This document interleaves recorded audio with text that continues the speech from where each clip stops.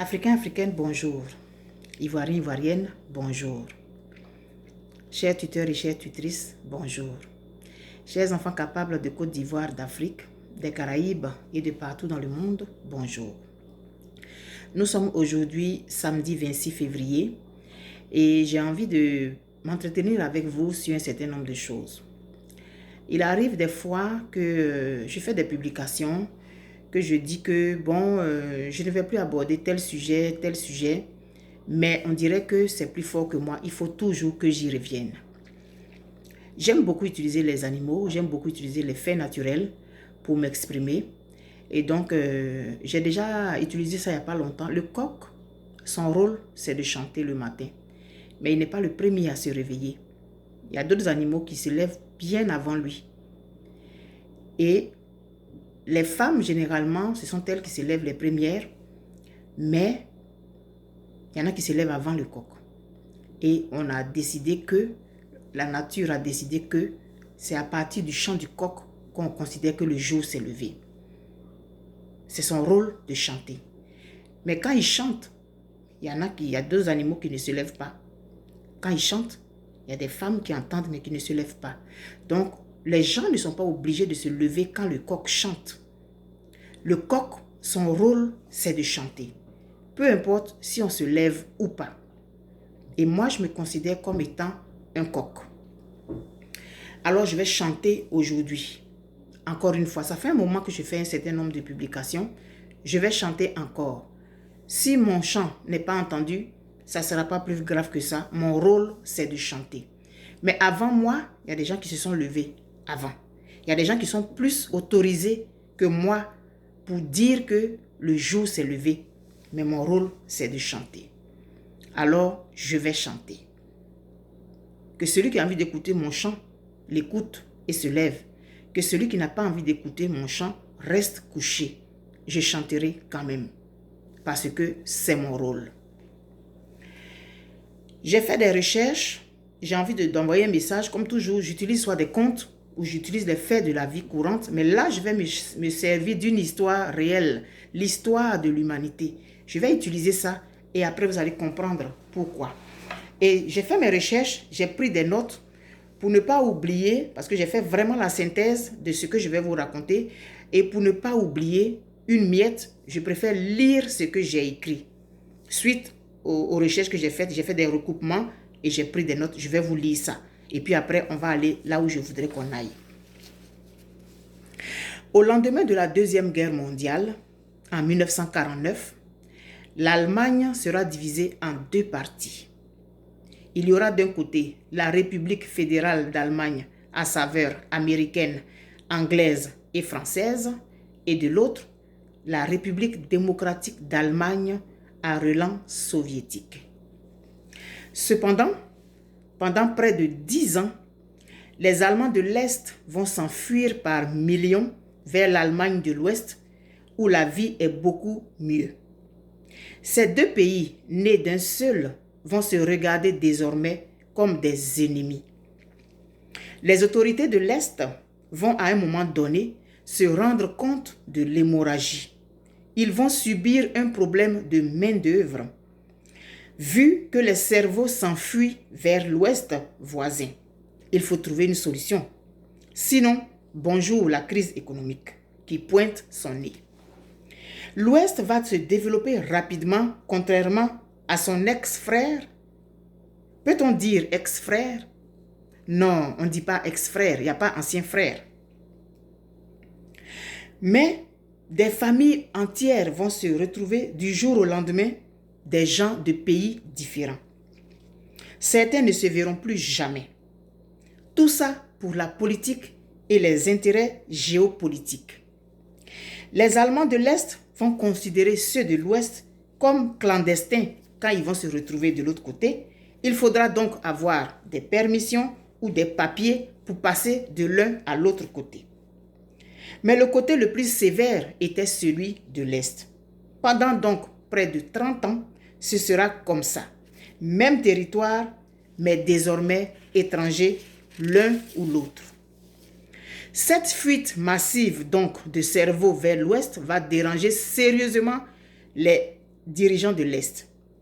Il va falloir donc, comme j'avais dit, trouver une solution.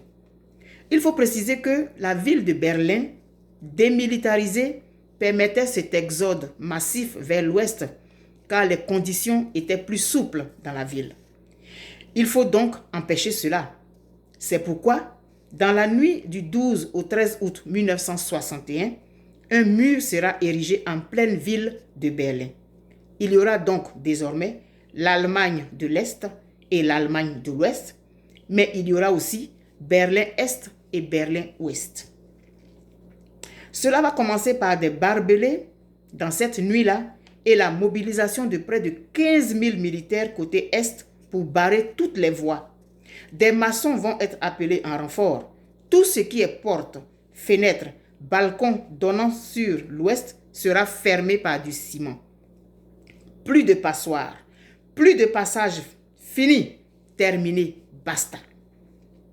Le chemin vers l'Ouest sera définitivement fermé. Ainsi, pendant près de 30 ans, encore une fois, pour cause de politique et d'intérêts stratégiques, des sentiments personnels, d'ego des frères vont devenir des ennemis. Puis, les années 80 vont arriver avec la présence de Mikhaïl Gorbatchev à la tête de l'URSS.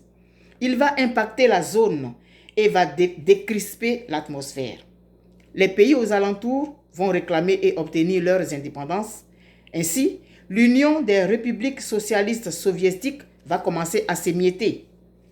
Les vents de l'Est vont souffler sur le monde. Des milliers de personnes vont manifester à l'été 1989 côté Est. Les manifestations vont s'intensifier jusqu'à la nuit du 9 au 10 novembre 1989 par le bris du mur de Berlin, symbole de la séparation d'un pays, de deux blocs, de deux idéologies. Ce sera la chute du mur de Berlin. Je venais de donner naissance à mon premier fils, qui est né en octobre 89. Et là, on était en novembre. Vous ne comprenez pas très bien, on avait vu ça à la télévision, c'était historique, les gens pleuraient, chacun voulait avoir un morceau de ce mur de Berlin-là, mais on n'était pas vraiment conscients, nous autres, de ce qui venait de se passer dans le monde. Ainsi donc, le symbole est tombé. Les Allemands de l'Est vont passer à l'Ouest et vice-versa. Des gens vont se retrouver, des gens séparés depuis près de 30 ans. Les Allemands de l'Est et de l'Ouest vont entreprendre ensemble alors de casser ce mur, le mur de la honte. Les deux Allemagnes seront réunifiées. Puis, en octobre 1990, ce sera officiel. Les deux Allemagnes vont redevenir l'Allemagne tout court. 30 ans de séparation au nom de la politique, mais surtout de l'ego des gens à la tête des blocs. Ces vents de l'Est ont impacté aussi nous autres, Africains, au point de permettre à Laurent Gbagbo et Simone Gbagbo d'obtenir en 1990 le multipartisme en Côte d'Ivoire. Il y a eu aussi la libération de Nelson Mandela dans la foulée.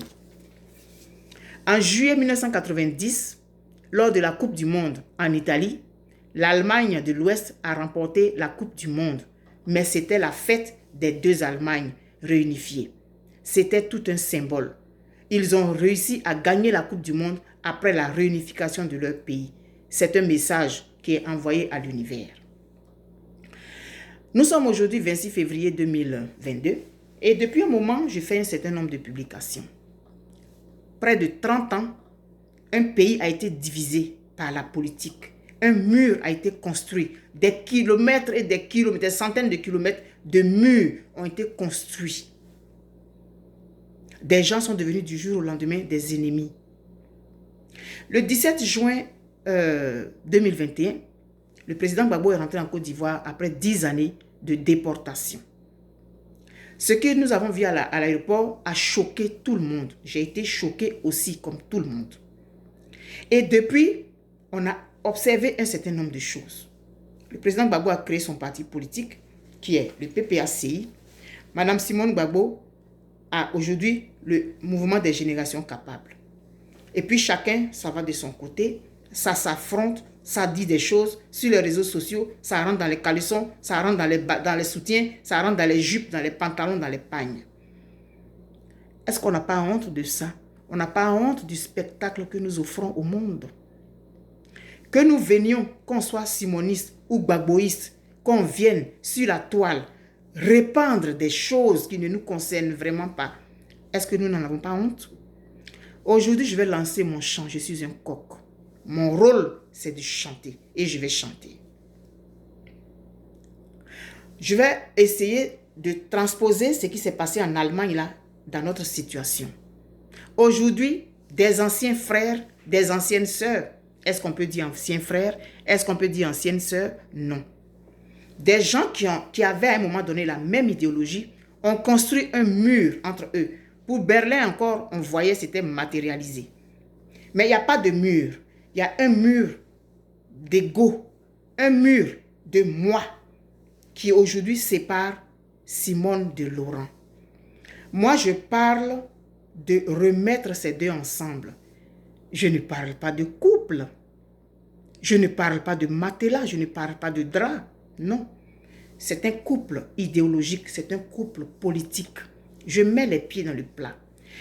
Ceux qui sont à la tête des deux groupes, des deux factions, est-ce que vous ne pouvez pas vous asseoir et puis parler?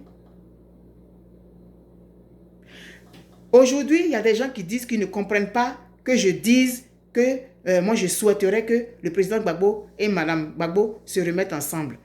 Parce que j'ai fait le challenge EIV Capable. Mais vous n'avez rien compris du challenge EIV Capable. Je l'ai dit plusieurs fois. Le challenge EIV Capable n'a pas été créé pour régler des problèmes de foyer. Il n'a pas été créé pour départager ou bien se mettre entre des gens. Pas du tout. Une dame était vilipendée sur la toile. La dame là, c'est l'épouse du président Laurent Gbagbo.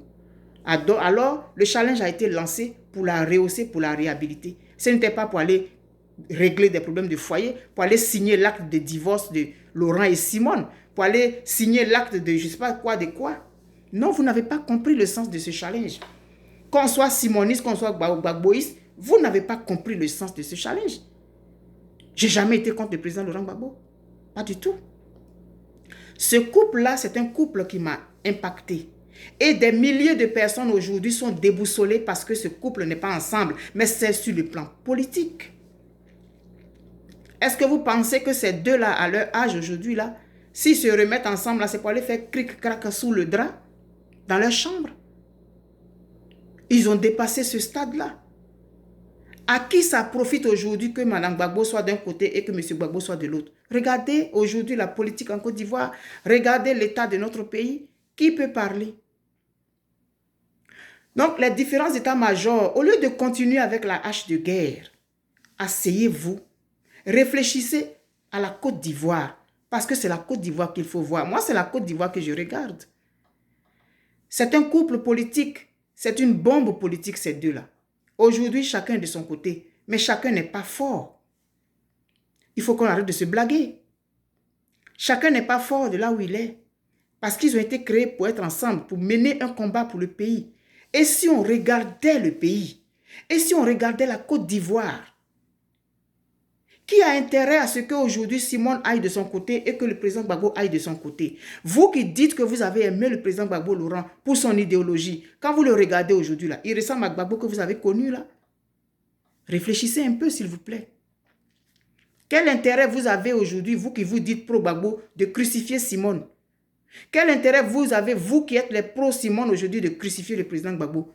Ça vous donne quoi? Parce qu'au-delà de ce que moi je dis là, je ne suis pas là en train de faire c'est pas un combat de foyer, mais au-delà de tout ça, c'est un couple physique qui ont des enfants ensemble.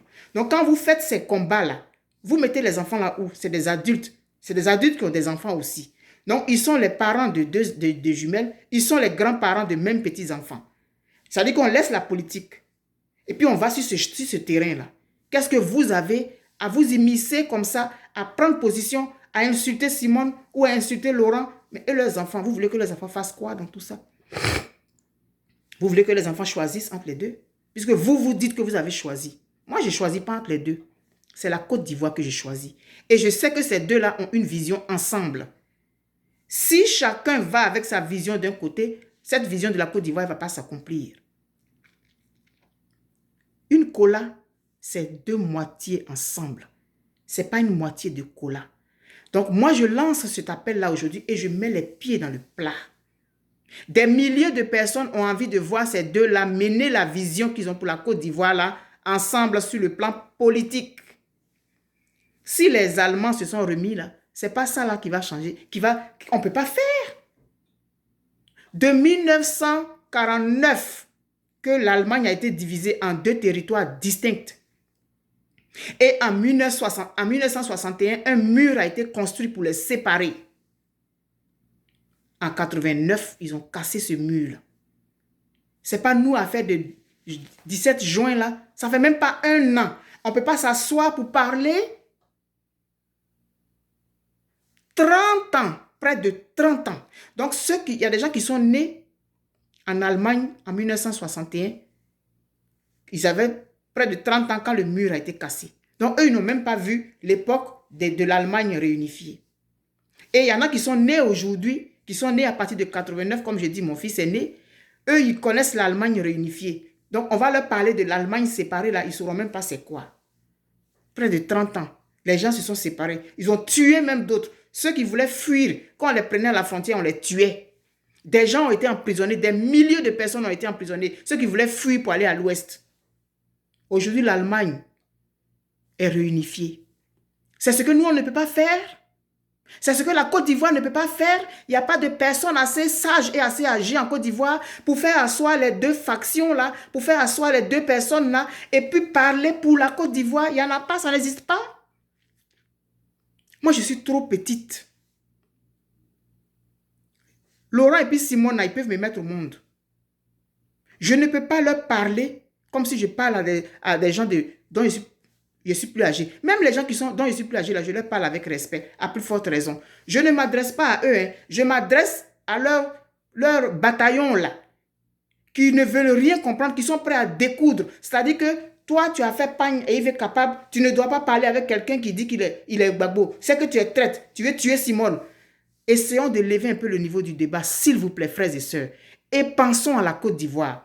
Faisons ce que nous pouvons faire pour faire asseoir, aplanir les difficultés et puis faire en sorte que ces deux-là puissent se regarder dans la même direction politique pour la Côte d'Ivoire.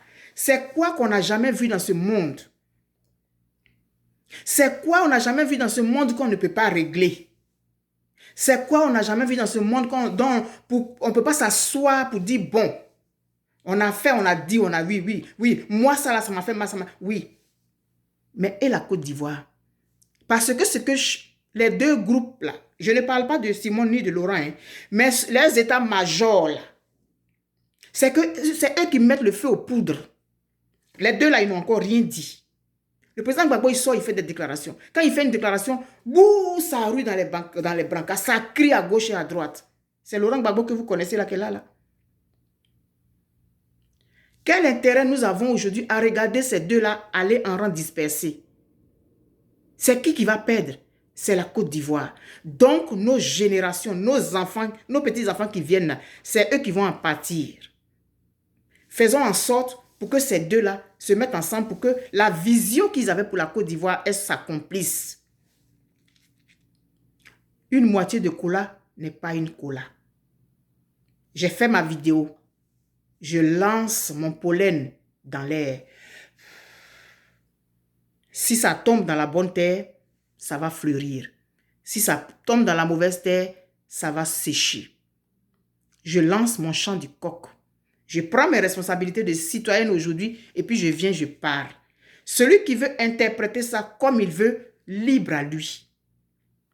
Mais quand moi je parle de Simone et Laurent et que je dis qu'il ne faut pas qu'on sépare ce qui a été uni pour une mission, je ne parle pas de drap de lit, je ne parle pas de chambre, je ne parle pas de matelas. Je parle d'une vision commune que ces deux-là avaient, une vision politique. C'est un couple politique. Si les gens ont réussi à casser le mur de Berlin, les Allemands de l'Est et les Allemands de l'Ouest se sont un jour assis, ils ont dit c'est bon, ils ont cassé leur mur. Ce n'est pas pour Simone et Laurent là qu'on ne peut pas régler. Aujourd'hui, l'Allemagne est un grand pays parce qu'ils ont su taire les différents égaux. Il est temps que la Côte d'Ivoire songe à ça. Merci.